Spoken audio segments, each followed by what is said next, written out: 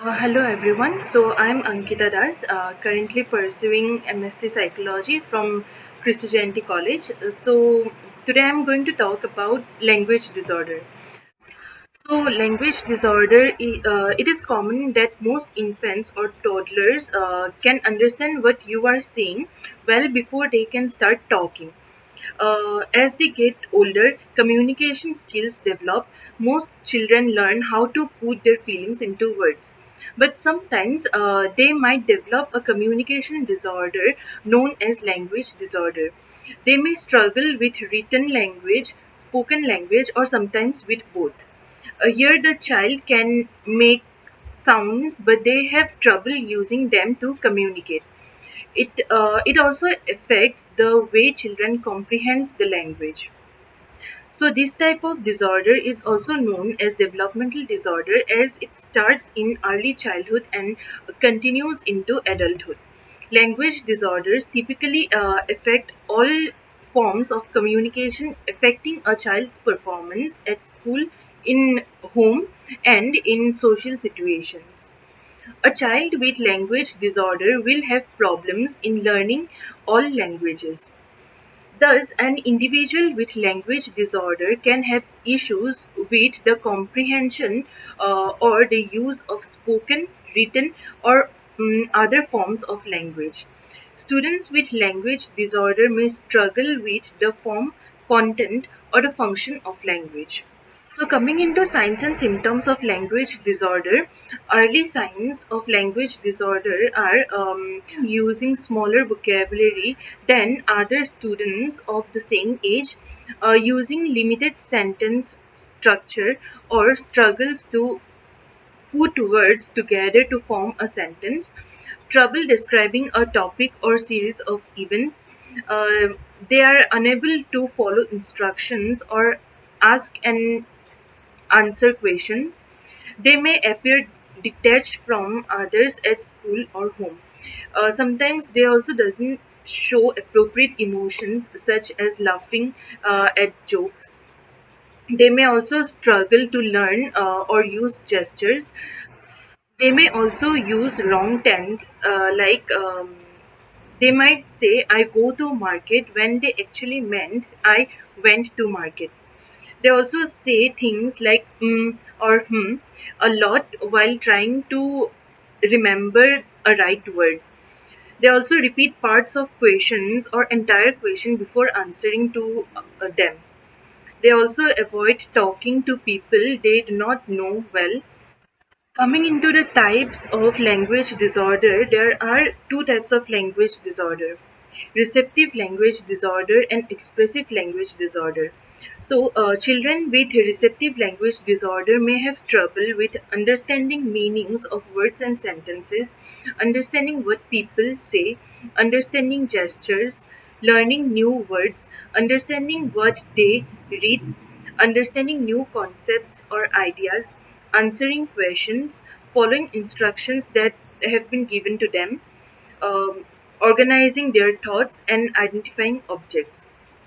And with expressive language disorder, they may have difficulty in using words correctly, putting words in proper order, in answering questions, using gestures, naming objects, telling stories, singing songs, or reciting poems. With expressive language disorder, they also repeat or echo parts of a question or an entire question, use past, present, and future tenses incorrectly, leave out conjunctions such as and, but, etc. They appear shy or reluctant to talk to people. They often omit words from sentences while they are talking, and they also use certain phrases repeatedly. So, if we talk about the causes of language disorder, there has not been exact causes of it, but sometimes it is linked to some health problems or disabilities, such as brain injuries, brain tumor, or brain illnesses, developmental disorders like autism, damage to the central nervous system, uh, birth defects such as Down syndrome, Fragile X syndrome, etc. problem in pregnancy or birth, such as poor nutrition, fetal alcohol syndrome, early birth, or low birth weight. Also, children who are at the risk of developing language disorder are the one who have a family history of language disorder, um, children who have hearing loss, etc. So, a language disorder can be frustrating to the parents, teachers, as well as for the child themselves. Without the diagnosis and treatment, children with such a disorder may not do well in school. They may also start misbehaving because of their frustration over not being able to communicate. But language disorders are a common problem in children, and they can be treated. If you think that your child might have a language disorder, talk with your child's healthcare provider right away. So, to diagnose their language disorders, speech and language therapists will give the child a few tests. These tests will show how well the child can understand and speak language.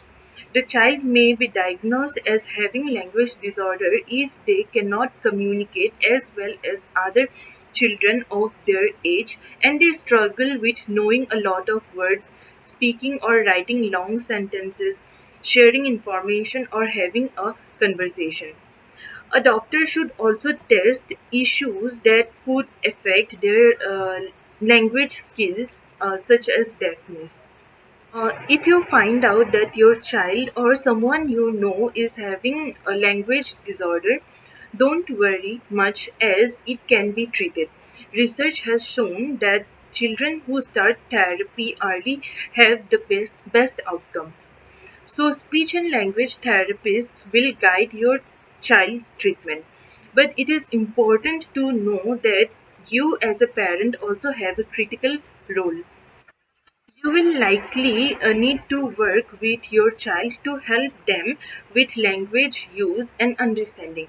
The therapist will also uh, talk with the caregivers and teachers to help them work with your child.